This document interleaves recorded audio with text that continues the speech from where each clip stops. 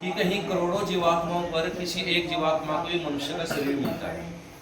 फिर दोबारा बोलता हूँ, कहीं करोड़ों जीवात्माओं पर जाकर के किसी एक जीवात्मा को ही मनुष्य का शरीर मिलता है। इससे हम समझ सकते हैं कि भगवान ने हमें कितना उच्च जीवन दिया है, और भगवान ने जो हमें जीवन दिया हम किसके लिए दिया? शुभ कर्मों के लिए दिया है। इसलिए कहते हैं कि जो भगवत प्राप्ति के लिए जो व्यक्ति भगवान की भक्ति करता है, शुभ कर्म करता है, वो इस मनुष्य जीवन का पूर्ण लाभ उठा पाता है। एक संस्कृत साहित्य का श्लोक आता है कि यावत स्वस्थम इदम शरीरम। उसका भाव यह है कि जब तक ये अपना शरीर स्वस्थ है, जब तक ये अपना शरीर स्वस्थ है, जब तक अपना ये बुढ़ापा दूर है। बुढ़ापा का मतलब होता है कि जब तक शरीर शिथिल नहीं हुआ। ताकि जीवात्मा के लिए यही उपयोग है कि वो जितने शुभ कर्म कर सकता है इतने शुभ कर्म कर ले।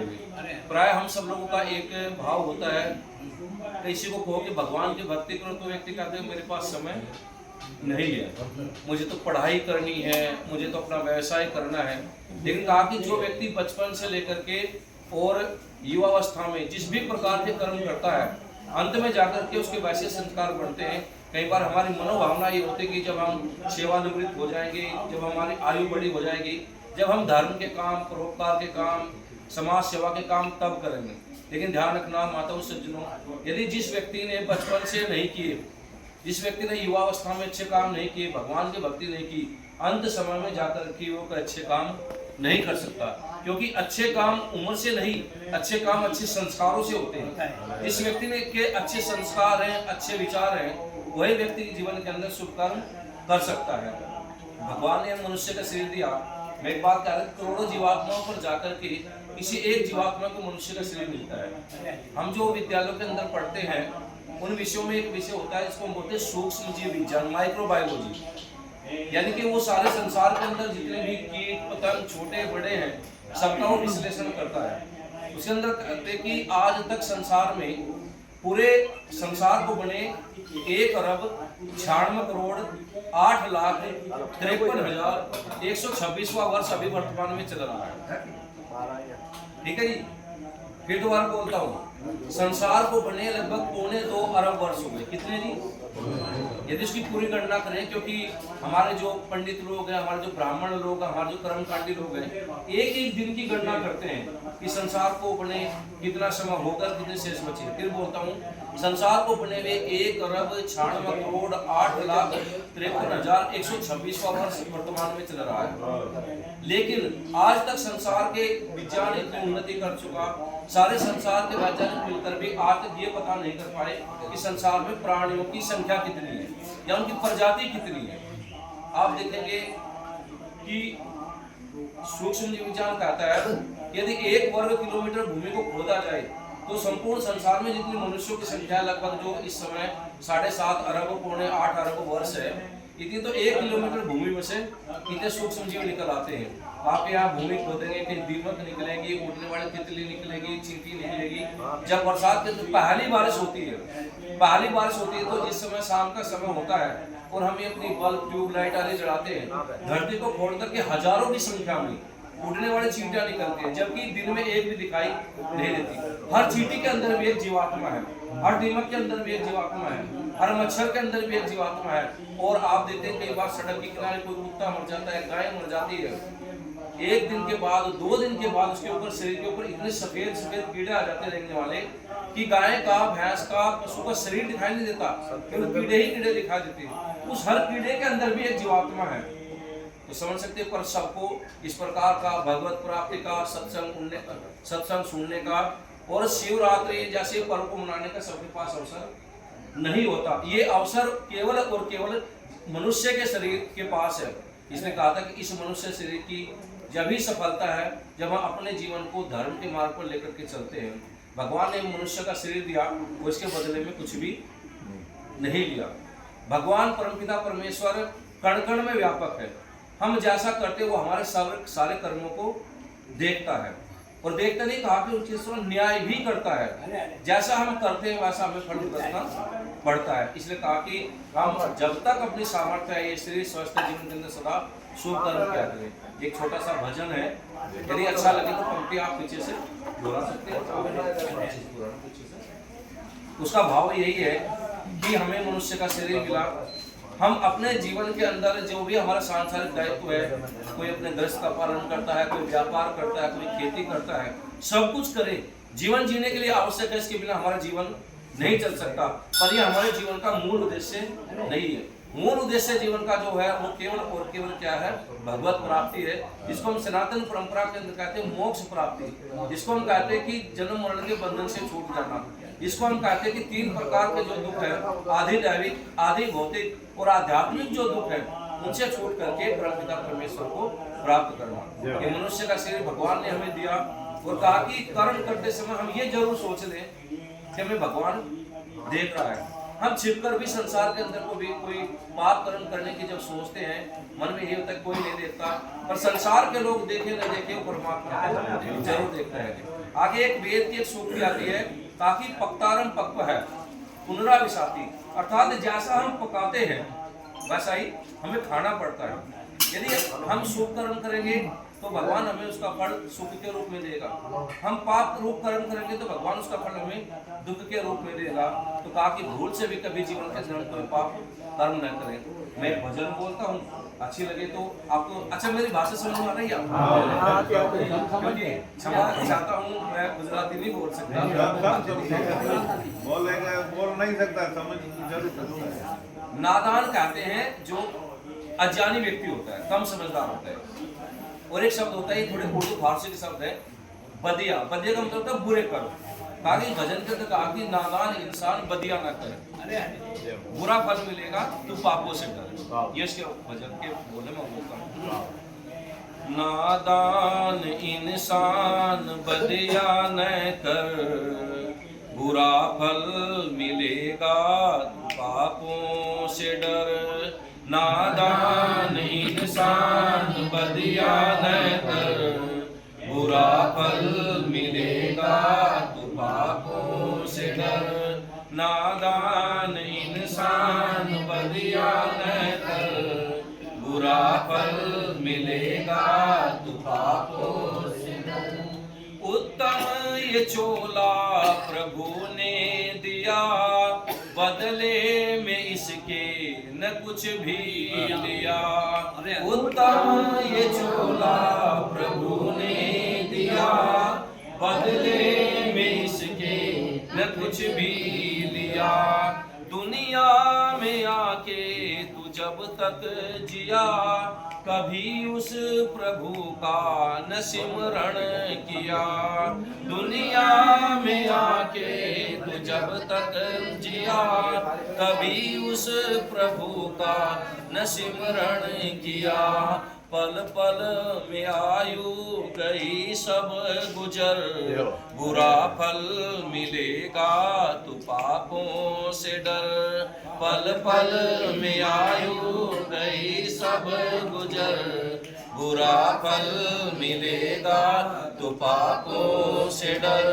नादान इंसान बदिया न कर, बुरा फल मिलेगा, तू पापों से डर। जुल्मो सितम तू करेगा कहाँ, जगह वो बता दे प्रभु ने जहाँ। जुल्मो सितम तू करेगा कहाँ, जगह वो बता दे प्रभु ने जहाँ। ध्यान रखना माता सज्जनों, जब हम इस मूर्ति के सामने खड़े हैं, देवी के सामने खड़े हैं, उस समय तो हमारे बहुत अच्छे भाव होते हैं, हमें परमात्मा सामने दिखाई देता है। पर जैसे ही कई बार हम इनके सामने से हटते हैं, एकांत स्थान में जाते हैं, वहाँ प्राय हमें भगवान दिखाई नहीं देता और उसी समय हम पाप कर्म करते हैं। तो यहाँ पर इस भजन में यही बात कही कि जुल्मो सितम, अर्थात तू किसके ऊपर अत्याचार है, तू किसके ऊपर अनाचार है, कहाँ करेगा। कहा कि जुल्मो सितम तू करेगा कहाँ, जगह वो बता दे प्रभु न जहाँ। ये देवी मंदिर की देवी हो न हो, लेकिन वो सब देव का देव पिता परमेश्वर जो महादेव है, वो तो सब जगह है। इस महादेव के कारण से हमारा शरीर है, हम जैसे लोगों ने इन देवियों को बनाया, वो परम पिता परमेश्वर महादेव जो शंकर है, सबके जीवन का कल्याण करने वाला है, वो तो क्षण क्षण में, कण कण में, जर्रे जर्रे में व्यापक है। इसलिए कहा जुल्मो सितम तू करेगा कहाँ, जगह वो बता दे प्रभु ने जहाँ, जुल्मो सितम तो करेगा कहाँ, जगह वो बता दे प्रभु ने, ढूंढो यहाँ तो मिलेगा यहाँ, ढूंढो वहाँ तो मिलेगा वहाँ, ढूंढो यहाँ तो मिलेगा यहाँ, ढूंढो वहाँ तो मिलेगा वहाँ। कण कण में व्यापक है ईश्वर, बुरा फल मिलेगा तू पापों से डर, कण कण में व्यापक है ईश्वर, बुरा फल मिलेगा तू पापों से डर। नादान इंसान बदिया न कर, बुरा फल मिलेगा तू पापों से डर। अगली पंक्तियों में कहा कि बुराई का फल है बुराई यहाँ। यदि हम बुरा करते हैं तो ध्यान रखना कभी हमारा अच्छा नहीं हो सकता। कई बार हम संसार में दूसरे का बुरा करके अपना भला करना चाहते हैं।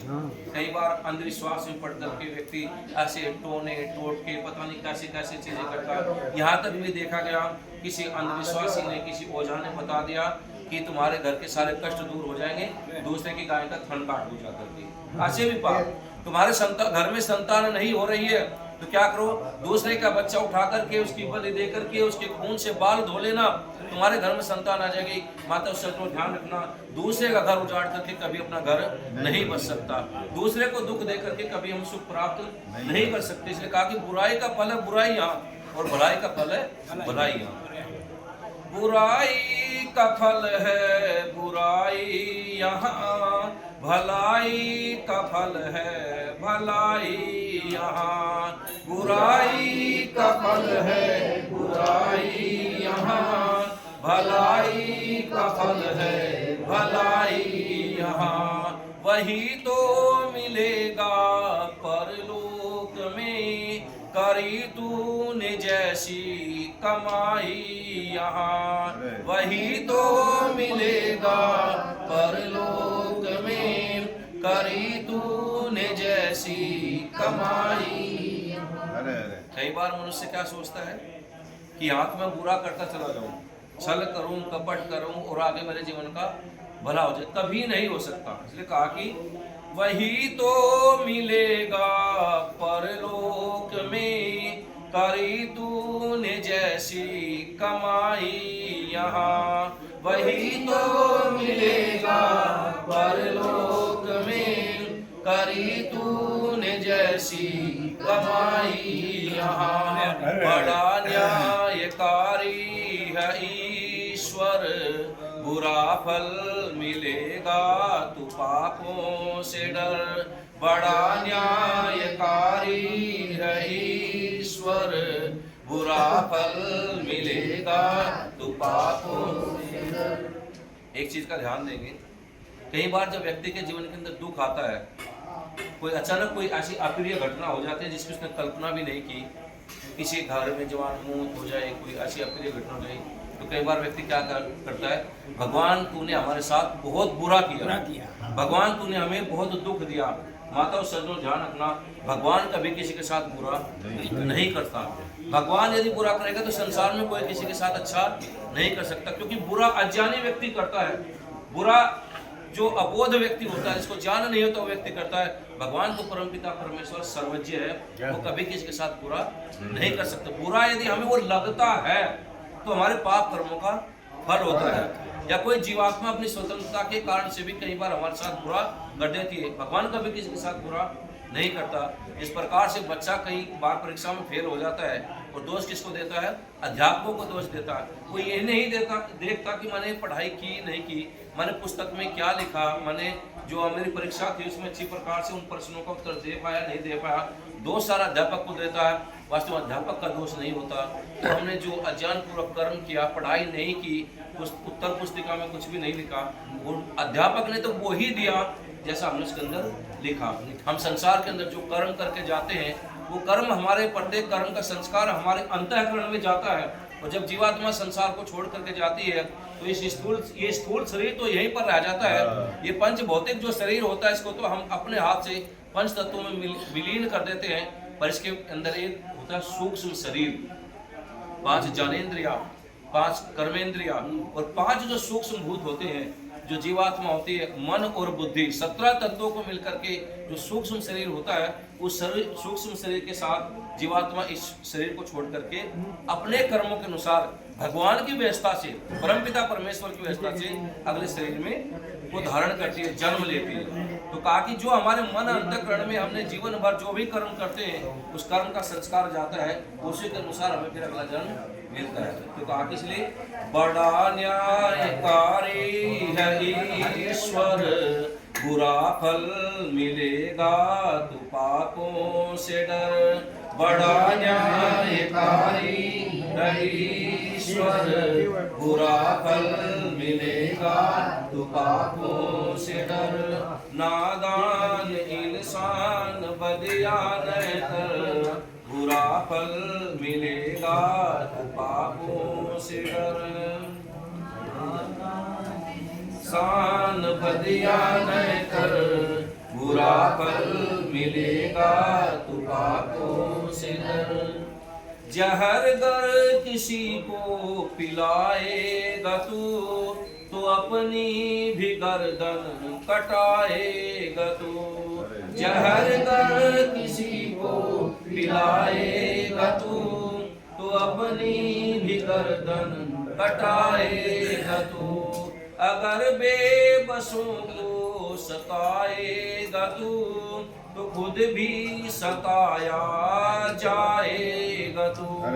अगर बेबसों को सताएगा तो खुद भी सताया जाएगा तू। चल चल बेमोल सीधी डगर, बुरा फल मिलेगा तो पापों से डर। चल चल बेमोल सीधी डगर, बुरा फल मिलेगा तो पापों